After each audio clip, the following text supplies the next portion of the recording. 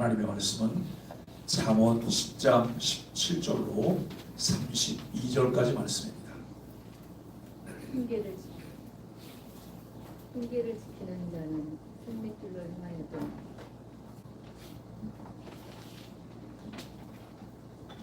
훈계를 지키는 자는 생명길로 행하여도 징계를 버리는 자는 그릇하느니라.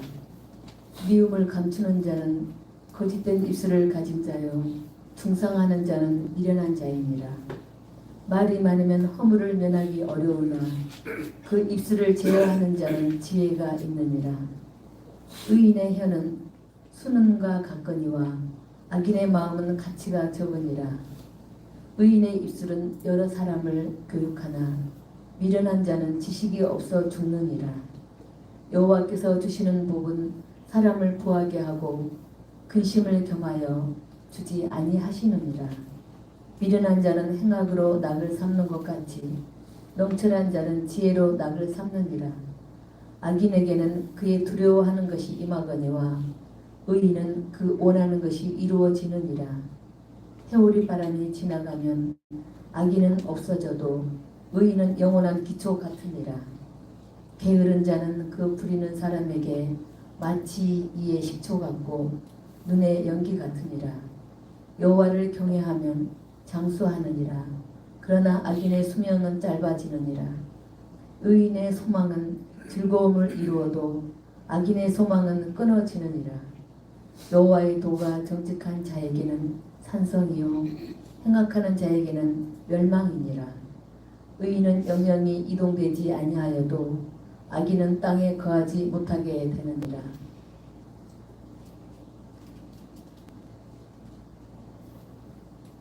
의인의 입은 지혜를 내어도 패역한 혀는 배임을 당할 것이니라. 의인의 입술은 기쁘게 할 것을 알거늘 악인의 입은 패역을 말하느니라. 아멘. 제가 한번 기도하겠습니다. 하나님의 은혜를 감사합니다.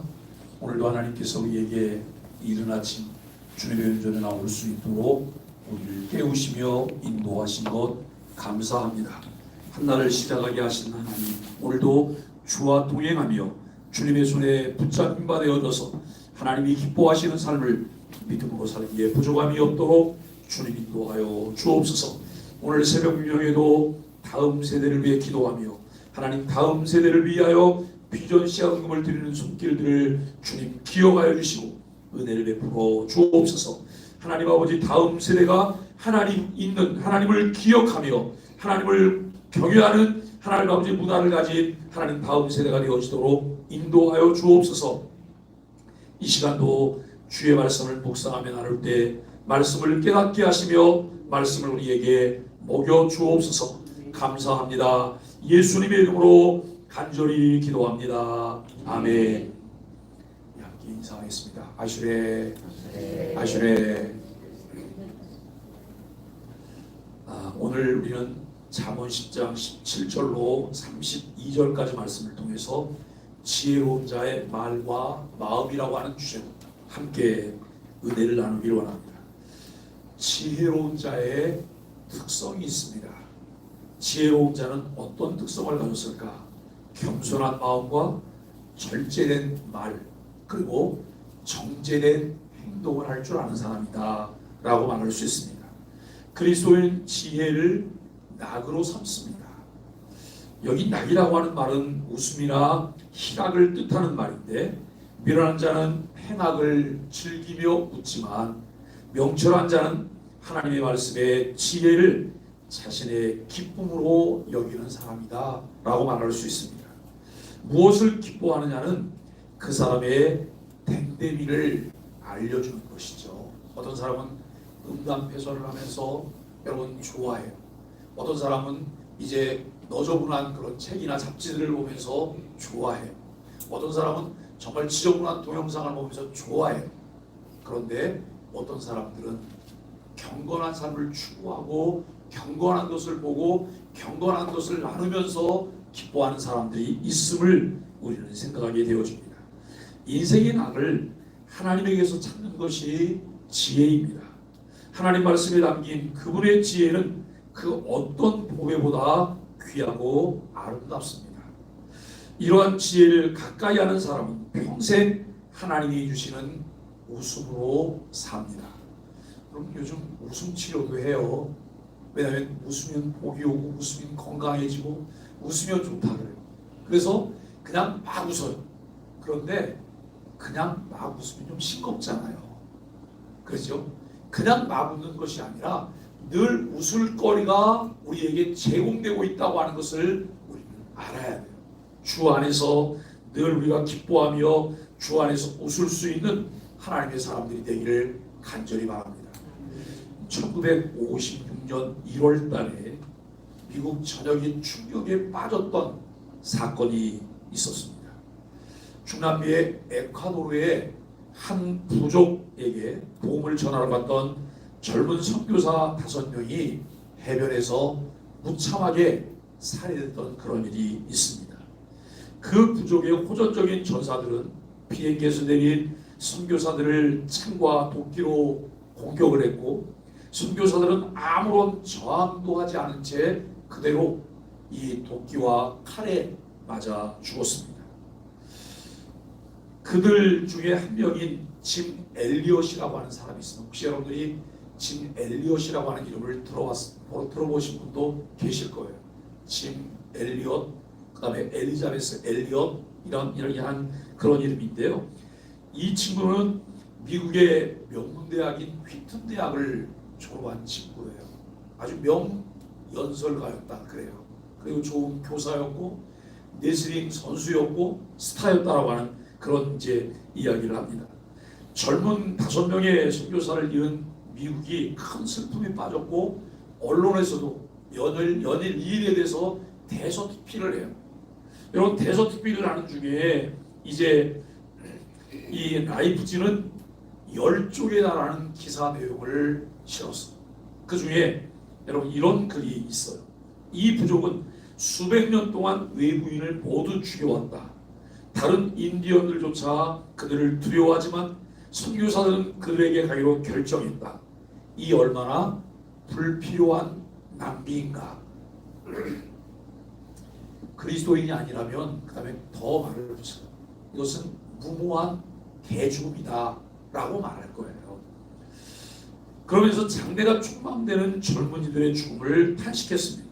그러나 이 사건 이후에 짐 엘리엇의 부인인 엘리자베스 엘리엇은 자기 아들을 데리고 그 부족에게 들어가요. 이 부족은 자기 부족 외에 다른 사람들을 자기 동네에 허락한 적이 없는 그런 인디언이에요. 그럼에도 불구하고 이 부인이 아들과 함께 그 부족에게 들어가요. 그런데 얼마 후에 놀라운 일이 벌어졌어요. 그 부족의 추장이 이 엘리자베스 엘리엇의 복음을 듣고 예수 그리스도를 영접해요.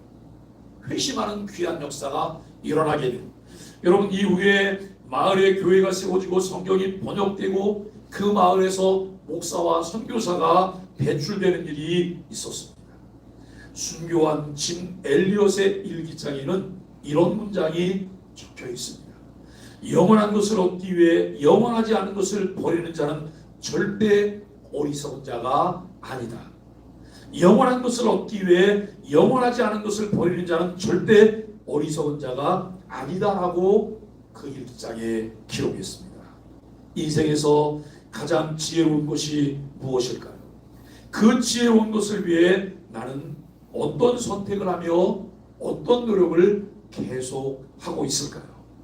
오늘 여러분, 우리가 잠언 1장부터 9장에서 지혜의 삶을 매우 열정적으로 권면하는 것과는 달리 10장 이후로는 객관적인 화법으로 어조가 바뀌면서 오랜 경험에서 얻은 근원을 체계적인 문맥 없이 나열해요. 여러분, 잠언이 왜 어려울까? 잠언은 왜 좀 그 좋은 그림에도 불구하고 어려울까? 창세기는요, 스토리가 있어요. 이야기가 있거든요. 그런데 잠언은 이야기가 있는 게 아니에요. 명언들을, 여러분, 이 명언들을 다 모아놓은 책이에요. 그러니까 이 책은 정말 관심 갖고 읽기 전에는 그다지 재미가 없어요. 그런데 이 책은 구절구절이 우리들의 마음을 깊이 찔러주고 또 우리에게 뭔가를 이제 통찰력을 갖게 하는 그런 내용들인 것을 우리는 알게 돼요. 1장부터 9장은 훈계로서 무엇을 하거나 하지 말아야 할 것을 명령하고 권고해요. 그런데 10장부터 15장은 근원으로서 객관적인 진리를 제시하고 있다라고 하는 것입니다.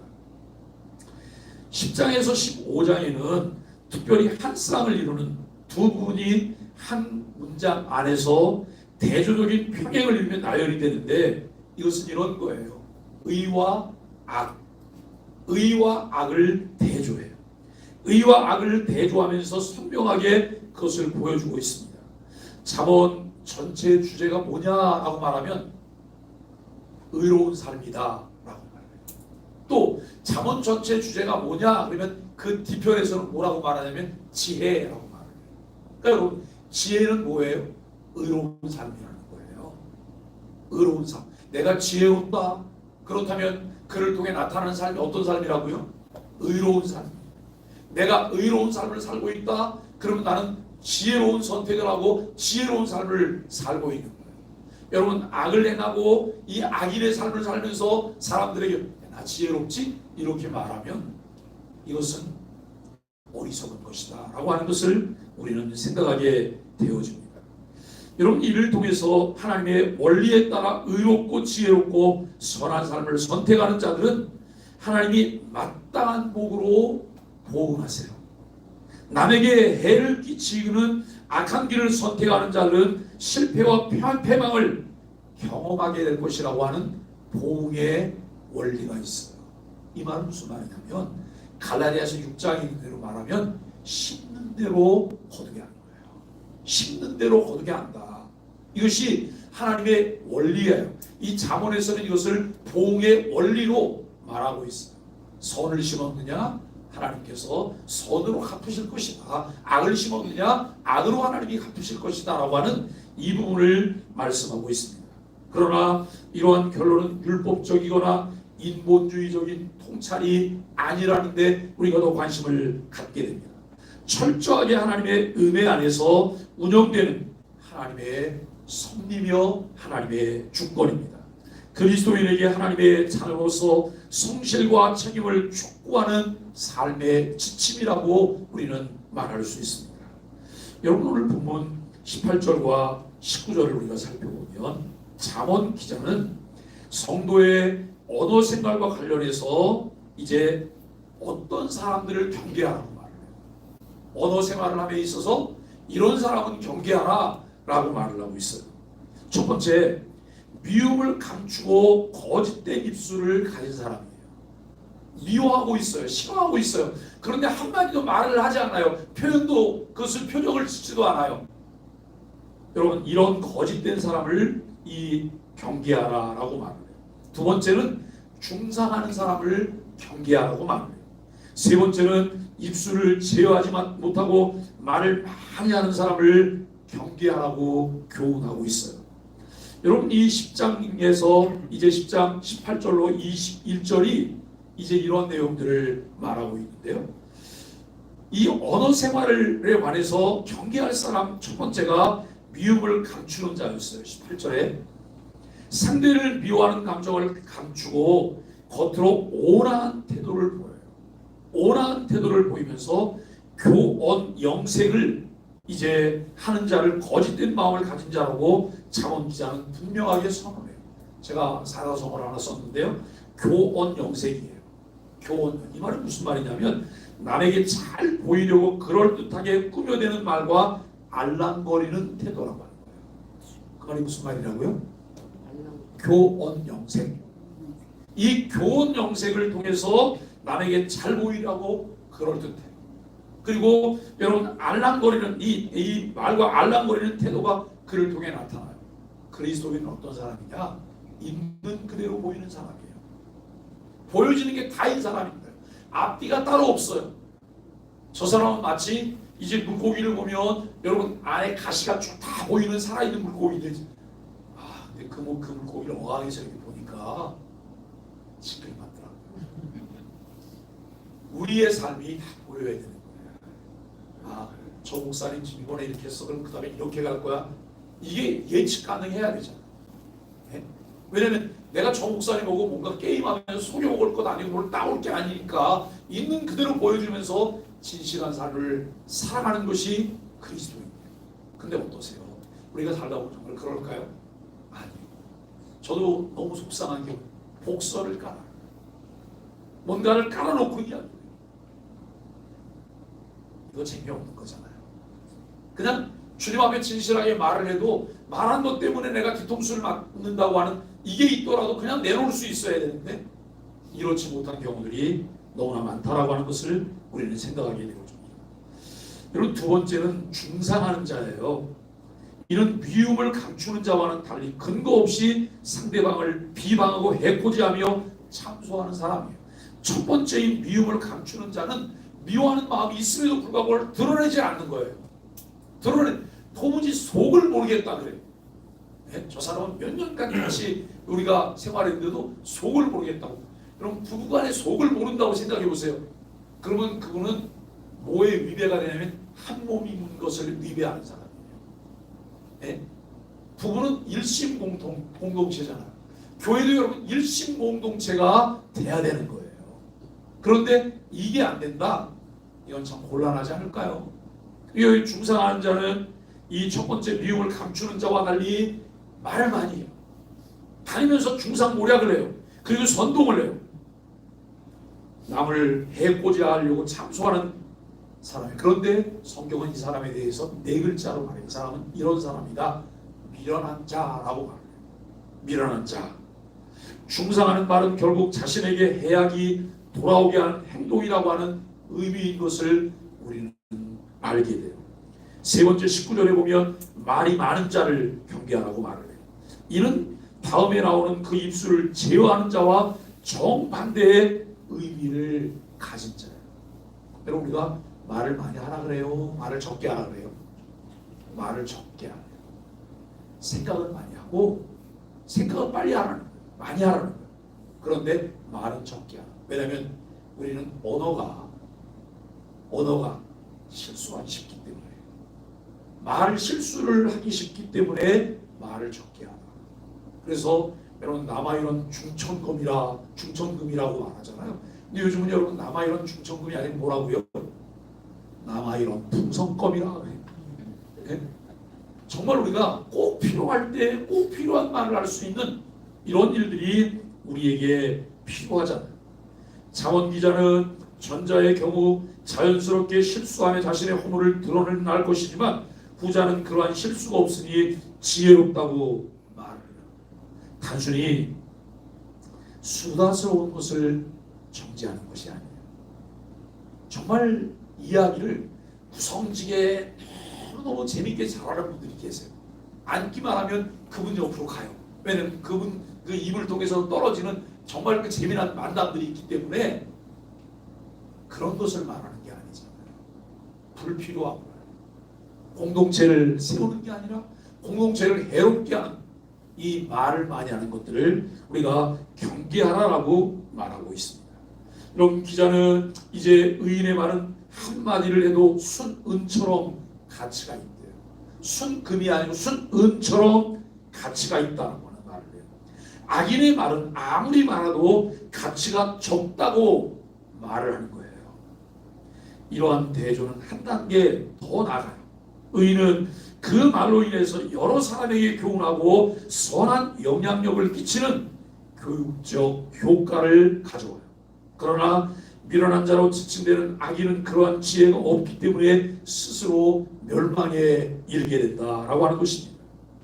여러분, 나는 언어 생활에서 경계하고 금해야 할 습관이 무엇이 있을까요? 내 언어 생활 중에 내가 경계하고 금해야 될 것이 무엇이 있을까?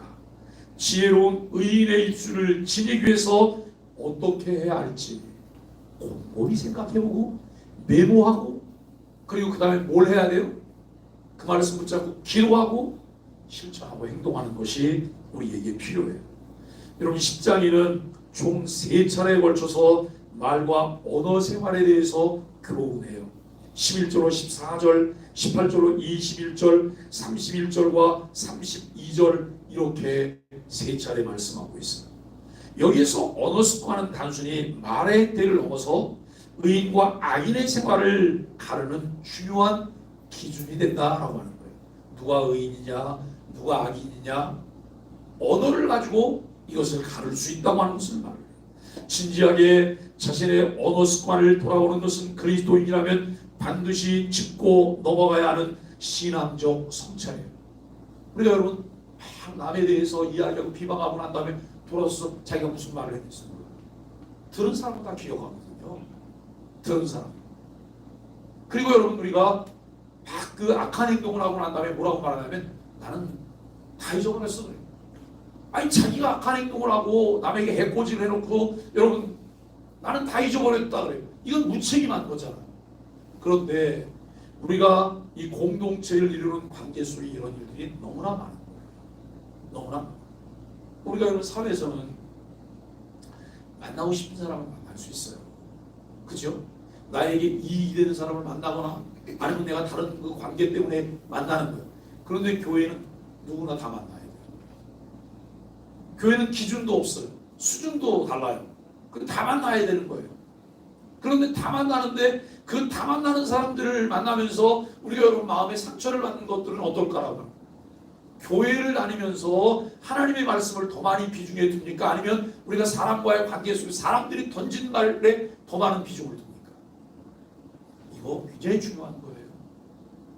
하나님 말씀에 비중을 두는 사람은 시험 들지 않아요.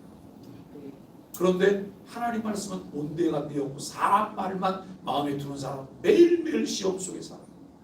시궁창 속에서 매일 살고 있는 악취를 이제 맡으면서 우리의 선택이 중요하죠? 그렇다고 해서 나 교회 안 다닐래? 아니요. 내가 하나님의 자녀이기 때문에 교회를 떠날 수 없어. 하나님은 교회를 통해서 교제하게 하시고 교회를 통해서 우리가 함께 불타오르도록 하나님께서 우리에게 허락해 주셨습니다. 이것을 알기 때문에 우리에게 필요한 것이 뭐냐면 지혜로운 공동체가 되도록 해야 된다는 거예요. 의인들의 공동체가 되도록 해야 된다라고 하는 것을 우리는 생각하게 됩니다. 이와 같은 것에 관심을 갖고 성경의 가르침을 따를 때 성숙한 그리스도인으로 품격 있는 명품 그리스도인이 된다는 거예요. 여러분 내 몸에 명품 하나를 걸치지 않아도 내가 명품이면 되잖아요. 그죠? 내가 명품이면 되잖아요. 내가 명품이 되면 명품을 걸치지 않아도 나는 명품인 거예요. 그런데 나는 명품이 아니에요. 나는 싸구려예요. 그런데 명품을 걸쳤다고 그게 뭐가 아름다울까요? 그냥 처음 볼 때는 혹할 수 있어요. 명품이네? 그런데 조금 교제를 보니까 아유 싸구려네? 이런 말이 나온다면 이게 얼마나 속상한 일이 되겠습니까? 여러분 예수님도 입에서 나오는 것들은 마음에서 나오나니 이것이야말로 사람을 더럽게 하느니라고 마태복음 15장 18절에서 말씀해요. 또 마가복음 7장 6절에 보면 또한 백성이 입술로는 나를 존경하되 마음은 내게서 멀도다라고 말하며 외식을 경계하고 있습니다. 장원 기자는 언어 생활을 특별히 지혜와 연결해서 설명을 하고 있는데요. 미움을 감추는 표리부동, 남을 비방하고 중상모략하는 말, 많은 말 등은 얼핏 세상의 지혜 중 하나로 보이지만 실상은 악의 근원이며 결국 자기 자신을 멸망에 빠뜨리는 어리석은 행동이라고 말하고 있습니다. 성령께서는 신앙의 성찰을 통해 우리 자신을 돌아보는 시간을 갖도록 인도하십니다. 말씀을 배우고 기억하며 반드시 우리의 입술과 언어 습관을 돌아보게 하신다는 것입니다. 여러분이 23절을 보면 23절에서 즐거움의 삶의 즐거움에 관해 미련한 자가 명철한 자는 어떤 차이를 드러내고 있는지를 우리에게 말하고 있어요. 미련한 자는 행악을 낙으로 삼고 명철한 자는 지혜를 낙으로 삼습니다. 여러분 잠언에서 중요하게 살피는 주제가 있다고 말했어요. 그게 뭐라고요? 앞면을 보니까 앞면은 의로운 삶이라 그래요. 뒷면을 보니까 의로운 삶을 뭐라고 표현한다고요? 지혜.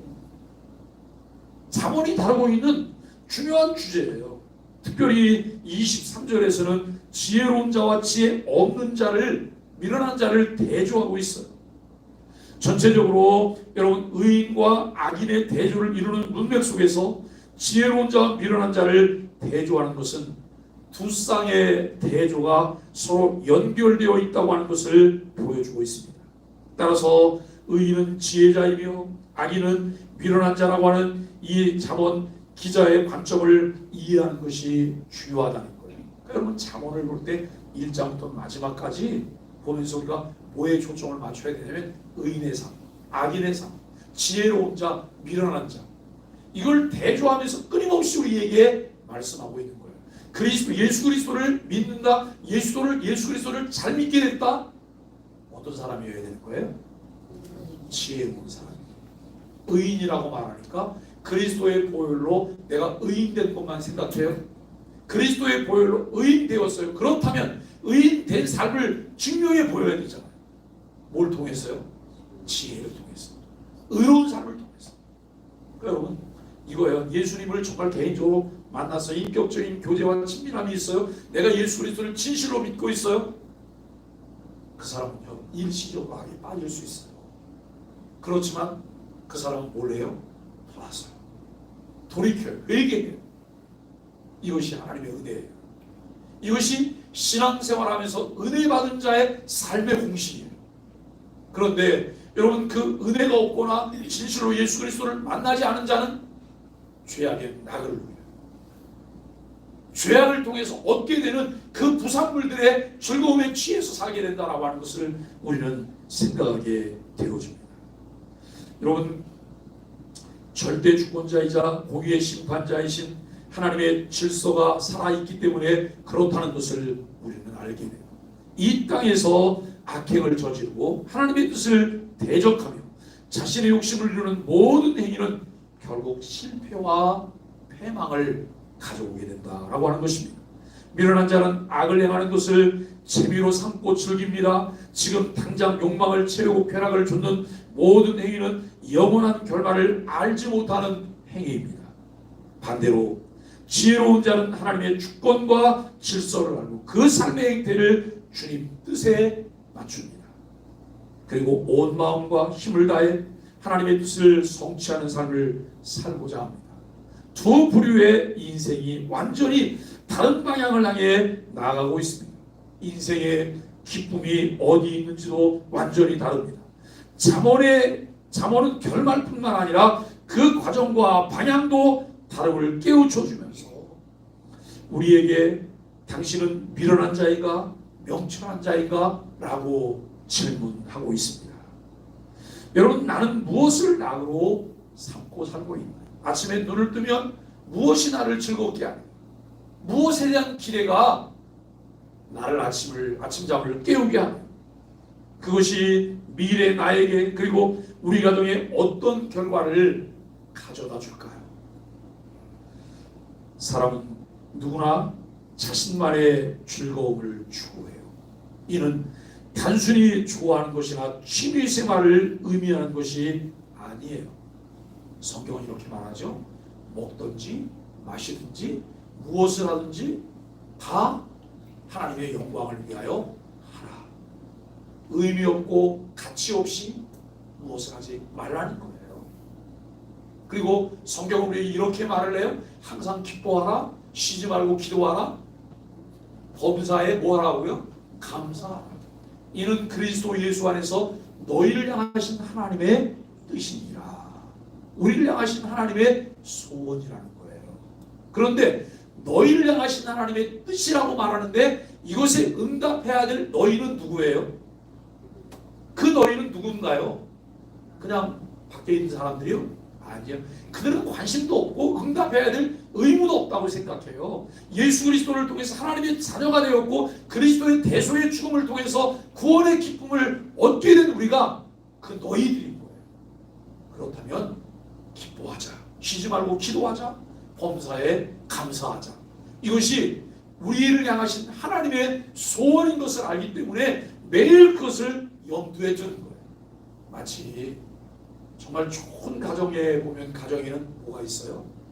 가훈이 있어요. 가훈. 자녀들에게 가훈을 이야기. 자녀들은 그것을 늘 마음에 두고 살아요.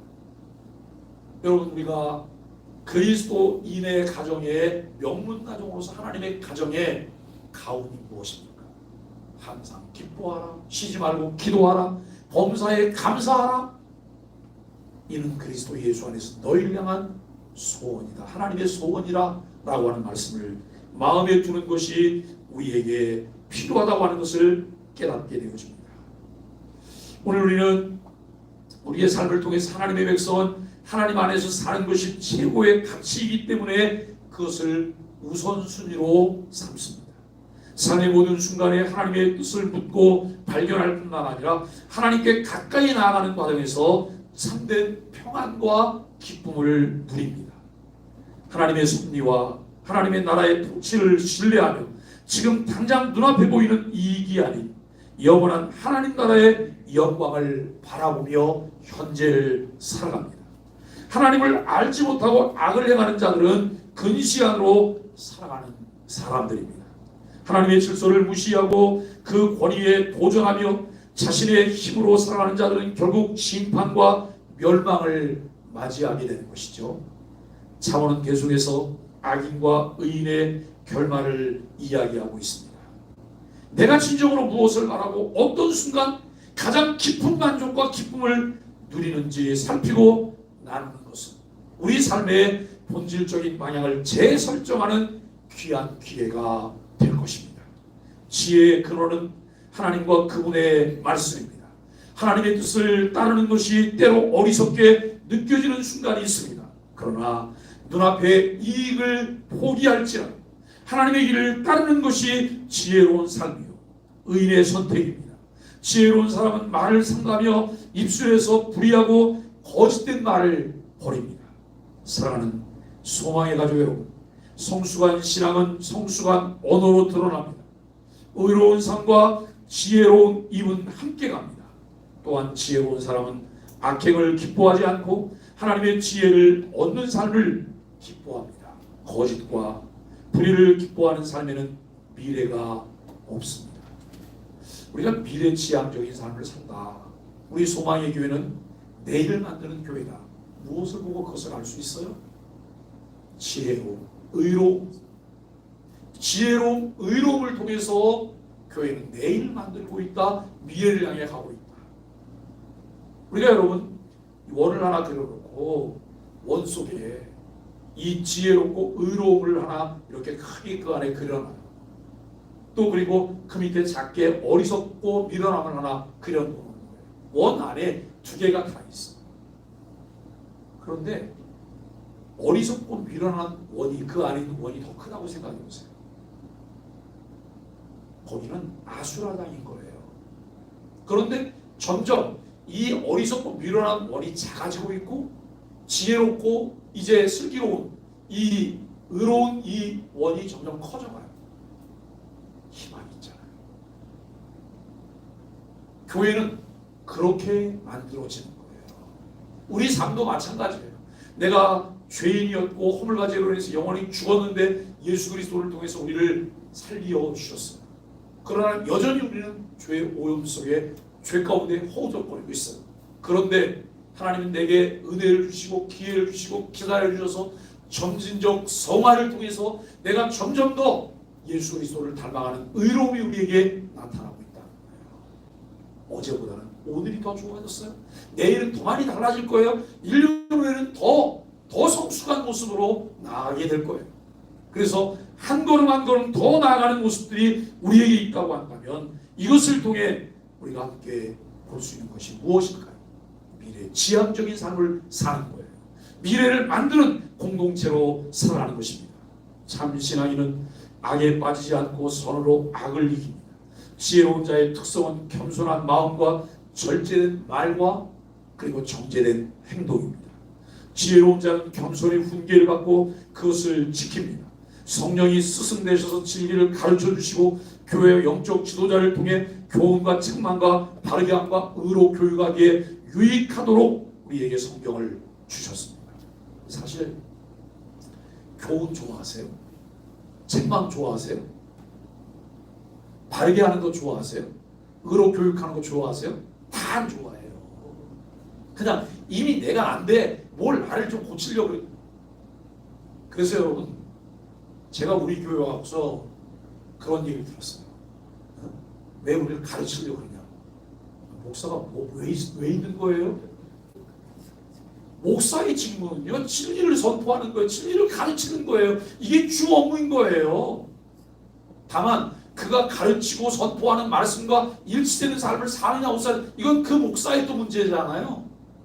그런데 왜 우리를 가르치려고 하세요? 왜 교회를 나오세요? 저는 이렇게 묻는 거예요. 뭐하러 교회를 나오세요? 뭘 들으려고 나오세요? 이렇게 말할 수 있는 거죠. 우리 곰곰이 생각해 보시자고요. 정말 성령이 스승되셔서 진리를 가르치세요. 교회를 통해서, 교회 영적 지도자를 통해서 여러분 이 일을 계속하고 계세요. 그렇다면 교훈과 책망과 바르게 함과 의로 교육하기에 유익한 성경을 우리가 늘 배워야 되잖아요. 이것을 배울 때에 선한 일을 행하기에 능한 자가 되게 하신다는 거예요. 이 말은 결국 무슨 말이에요? 우리를 지혜로운 자가 되게 하시고 의로운 자로 살게 하실 거라고 하는 그런 말씀이잖아요. 오늘 우리가 말씀을 정리해 보며 지혜로운 자의 인생은 흔들리지 않아요. 하나님이 주신 복을 누리기 위해서는 기초가 든든해야 합니다. 쓰러지지 않는 영원한 기초는 하나님을 경외하는 지혜로운 사람들이 갖게 됩니다. 윌리엄 디엄이라고 하는 사람이 있습니다. 윌리엄 디엄은 이런 말을 했어요. 인간관계에 실패하면 삶의 기쁨이 끊어지고 주님과의 관계에 실패하면 영생의 소망이 멀어진다라고 이야기합니다. 지혜로운 말과 마음으로 하나님과 사람들에게 은총과 기중의 여김을 받게 되는 우리 소망의 가족들이 되시기를 예수 그리스도 이름으로 간절히 축복합니다. 우리 함께 말씀으로 기도하기, 소망의 아침 기도를 함께 하도록 하겠습니다. 의로우신 하나님, 매 순간 제 삶에서 의인의 합당한 말과 행동으로 하나님의 영광을 드러내게 하여 주옵소서. 하나님의 지혜를 나의 삶의 낙으로 삼고 그 기쁨 속에서 하나님과 동행하게 하여 주옵소서. 예수님의 이름으로 간절히 기도합니다. 아멘. 429장 찬송